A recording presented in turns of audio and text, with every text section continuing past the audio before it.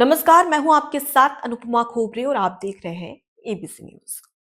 उत्तर प्रदेश में चुनावी रणनीति को लेकर तमाम तैयारियां की जा रही है, लेकिन इसी बीच में समाजवादी पार्टी के राष्ट्रीय अध्यक्ष अखिलेश यादव और जन स्वराज पार्टी के संस्थापक और चुनावी रणनीतिकार प्रशांत किशोर की सीक्रेट मीटिंग लीक हो चुकी है। यानी कि सीक्रेट मीटिंग का खुलासा हो चुका है और इस खुलासे के तहत दो मुख्यमंत्री, जी हां, दो मुख्यमंत्री, दो राज्यों के मुख्यमंत्री का हाथ भी सामने आया है। आखिर ऐसा क्या हुआ है जिसे लेकर उत्तर प्रदेश में जमकर सियासी बवाल होने जा रहा है? इस पर बात करेंगे, लेकिन सबसे पहले आते हैं प्रशांत किशोर पर। प्रशांत किशोर, आपको याद होगी, प्रशांत किशोर जो कि बिहार के विधानसभा चुनाव में एक जनसुराज पार्टी के संस्थापक के तौर पर सामने आए और अपनी पार्टी खड़ी की, जनसुराज पार्टी, और दावा किया कि वो भी इस बार बिहार के विधानसभा चुनाव में अपना हाथ आजमाने वाले हैं। यूं तो प्रशांत किशोर चुनावी रणनीतिकार है। 2014 का इलेक्शन आपको याद होगा, प्रधानमंत्री नरेंद्र मोदी के लिए चुनावी कैंपेन किया, जिसके बाद में उन्हें प्रचंड जीत मिली, बीजेपी को प्रचंड जीत मिली। इसके पीछे हाथ था प्रशांत किशोर का। अब दूसरी बात, 2015 में नीतीश कुमार, बिहार में जब इलेक्शन हुए थे तो नीतीश कुमार को प्रचंड जीत मिली और वो भी तो पूरा जो कामकाज था चुनावी कैंपेन का वो संभाला था प्रशांत किशोर ने। तीसरी बात, 2017 में पंजाब में इलेक्शन हो रहे थे और उस दौरान कांग्रेस नेता के साथ ही पंजाब के पूर्व मुख्यमंत्री कैप्टन अमरिंदर सिंह, जिनकी चुनावी रणनीति बनाते हैं प्रशांत किशोर, और 2017 में वो सीएम बन जाते हैं। यानी कि एक बड़ी जीत कैप्टन अमरिंदर सिंह को मिलती है। इसके बाद 2021 में पश्चिम बंगाल में विधानसभा चुनाव, जिसमें ममता बनर्जी के लिए स्ट्रेटेजी बनाते हैं और उस बीच में प्रचंड जीत, प्रचंड बहुमत की सरकार बनती है ममता बनर्जी की। इसके अलावा एमके स्टालिन, तमिलनाडु में भी इन्होंने चुनावी कैंपेन एमके स्टालिन के लिए किया था। ये मैं आपको इसलिए बता रही हूं ताकि आप समझ जाए कि कितने बड़े चुनावी रणनीतिकार है प्रशांत किशोर, जो तमाम नेताओं को बड़े बड़े पदों तक पहुंचाया। मतलब कि मुख्यमंत्री और प्रधानमंत्री पद तक की बात मैं यहां पर कर रही हूं। खैर, अब आते हैं वापस से मुद्दे पर। बिहार में इलेक्शन हो रहे थे और बिहार में इलेक्शन के दौरान जो प्रशांत किशोर है वो कहते हैं कि भाई अब मैं सभी के लिए चुनावी रणनीति नहीं बनाऊंगा, बल्कि अब मैं खुद चुनाव प्रचार और अपनी खुद की पार्टी खड़ी करूंगा। जिसके बाद वो स्थापना करते हैं जनसुराज पार्टी की, बिहार में चुनाव लड़ने का दावा करते हैं और इस बीच में तमाम जो अपने पार्टी के प्रत्याशी हैं उन्हें चुनावी मैदान में उतारते हैं, लेकिन खुद चुनावी मैदान में नहीं उतरते। कहते हैं कि मैं खुद इन प्रत्याशियों के लिए और अपनी पार्टी संगठन को मजबूत करने के लिए रणनीति बनाऊंगा। लेकिन ये रणनीति कुछ काम नहीं आती है, प्रशांत किशोर चुनाव हार जाते हैं। प्रशांत किशोर की जो पार्टी है वो इस कदर चुनाव हारती है कि कई ऐसे प्रत्याशी हैं जिनकी जमानत तक जब्त हो जाती है और सभी प्रत्याशियों को करारी हार मिलती है। इस दौरान तमाम जो लोग कह रहे थे कि कम से कम प्रशांत किशोर को एक या दो सीट तो दे देते, यहाँ तो जमानत ही जब्त हो गई। हालांकि इस दौरान प्रशांत किशोर का जमकर मजाक भी उड़ाया गया था। लेकिन अब बात करते हैं प्रशांत किशोर के 2027 में उत्तर प्रदेश में विधानसभा चुनाव की एंट्री की। जी हां, यहां पर जनसुराज पार्टी चुनाव नहीं लड़ेगी, बल्कि अब वापस से कमबैक करने वाले हैं प्रशांत किशोर, रणनीतिकार के तौर पर, चुनावी रणनीतिकार के तौर पर। आपको बता दें कि 2025 में दिल्ली में समाजवादी पार्टी के राष्ट्रीय अध्यक्ष अखिलेश यादव और प्रशांत किशोर के बीच में एक बड़ी बैठक हुई, मीटिंग हुई, पहली मुलाकात थी ये दिल्ली में। उसके बाद में ठीक कुछ समय के बाद पश्चिम बंगाल में दोनों ही नेताओं के बीच में एक सीक्रेट मीटिंग होती है और इस सीक्रेट मीटिंग में कई बड़ी बातें निकलकर सामने आती हैं, वो भी मैं आपके सामने रखूंगी।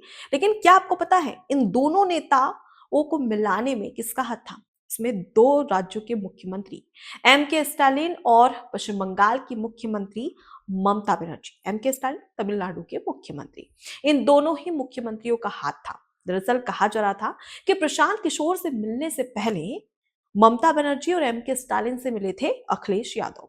तीनों के बीच में सीक्रेट मुलाकात हुई, जिसमें अखिलेश यादव को उत्तर प्रदेश में चुनावी कैंपेन करने की सलाह और उसमें प्रशांत किशोर को हार करने की सलाह ममता बनर्जी और एमके स्टालिन ने दी थी, जिसके बाद में अखिलेश यादव दो मुलाकात करते हैं। दो मुलाकात के बाद प्रशांत किशोर को हायर कर लेते हैं। मतलब 2027 के उत्तर प्रदेश के विधानसभा चुनाव में प्रशांत किशोर अखिलेश यादव के लिए चुनावी रणनीति बनाते नजर आएंगे। आपको ये भी बता दें कि हाल ही में लखनऊ पहुंचने वाले हैं प्रशांत किशोर, जहां पर डेटा एनालिसिस, उसके साथ ही बूथ कैंपेन और वोटर टर्नआउट को बढ़ाने के लिए रणनीतियां बनाई जाएगी प्रशांत किशोर की ओर से अखिलेश यादव यानी कि समाजवादी पार्टी के लिए। अब इस बीच में ऐसा पहली बार नहीं है कि प्रशांत किशोर पहली बार उत्तर प्रदेश की राजनीति में आ रहे हैं। इससे पहले भी वो उत्तर प्रदेश में काम कर चुके हैं। वो कैसे? 2017 में वो कांग्रेस के लिए रणनीति बना चुके हैं थे। इस दौरान उन्होंने समाजवादी पार्टी के खिलाफ एक रणनीति के तहत एक नारा बनाया था, 27 साल यूपी बिहार, और ये नारा दिया था कांग्रेस पार्टी को। लेकिन बाद में कांग्रेस पार्टी और समाजवादी पार्टी के बीच में सुलह हो गया, समझौता हो गया, जिसके बाद में इस नारे को वहीं पर ड्रॉप कर दिया और उसके बाद दोनों पार्टी साथ में आती है, लेकिन इस बीच में कुछ खास कमाल नहीं कर पाती है। अब इसके साथ ही अगर हम बात करें तो 28 मार्च ये वो तारीख है जब अखिलेश यादव अपने चुनावी कैंपेन की शुरुआत करने वाले हैं, वो भी नोएडा से। ये सूत्रों के हवाले से जो जानकारी मेरे सामने आई है वो मैं आपके साथ साझा कर रही हूँ। 28 मार्च को अखिलेश यादव चुनावी कैंपेन की शुरुआत करेंगे और पीडीए भागीदारी, नोएडा में पीडीए भागीदारी रैली की शुरुआत करने वाले हैं और यहीं से मतलब एक तरीके से चुनावी शंखनाद होगा अखिलेश यादव की ओर से, जिसके लिए अब प्रशांत किशोर रणनीति बनाने की यहां पर कोशिश कर रहे हैं या शुरुआत करने वाले हैं।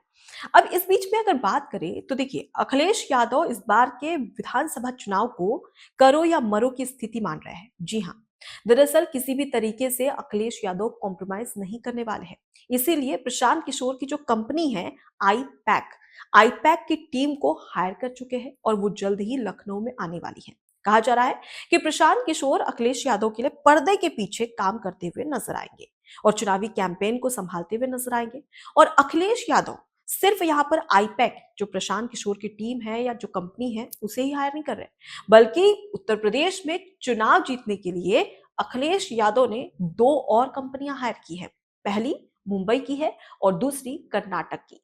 तो ये कंपनियां भी अखिलेश यादव की तमाम जो उत्तर प्रदेश में रणनीति है उसे लेकर सर्वे भी कर रही है और कैंपेनिंग भी कर रही है। मतलब अखिलेश यादव फुल मूड में है कि भैया इस बार कॉम्प्रोमाइज नहीं करना है, चुनाव जैसे तैसे हमें जीतना है और इसी के तहत तमाम तैयारियां अखिलेश यादव अब करते नजर आ रहे हैं। अब इस बीच में सवाल ये खड़ा होता है कि जो प्रशांत किशोर चुनावी कैंपेन खुद के लिए करते हैं तो चुनाव हार जाते हैं, क्या बिहार में करारी हार के बाद उत्तर प्रदेश में समाजवादी पार्टी की सरकार स्थापित कर सकते हैं प्रशांत किशोर? सवाल यहां पर खड़ा होता है। हालांकि प्रशांत किशोर के ऊपर कोई डाउट नहीं है, संदेह नहीं है। इससे पहले भी वो प्रधानमंत्री नरेंद्र मोदी को प्रधानमंत्री के तहत मदद कर चुके हैं, मतलब कि एक तरीके से बीजेपी का चुनावी कैंपेन कर चुके हैं। उसके अलावा अमरिंदर सिंह की, कैप्टन अमरिंदर सिंह की बात करें, ममता बनर्जी की बात करें, एम के स्टालिन की बात करें या नीतीश कुमार की बात करें, अब ऐसे में डाउट तो नहीं किया जा सकता। लेकिन हाल ही में 2025 में जो करारी हार मिली है उनकी पार्टी को, उसके बाद क्या वो उत्तर प्रदेश में कमबैक कर सकते हैं चुनावी रणनीतिकार के तौर पर? और ये कितना फायदेमंद होगा अखिलेश यादव के लिए, इस पर कहीं ना कहीं एक बड़ा सवाल खड़ा हो रहा है।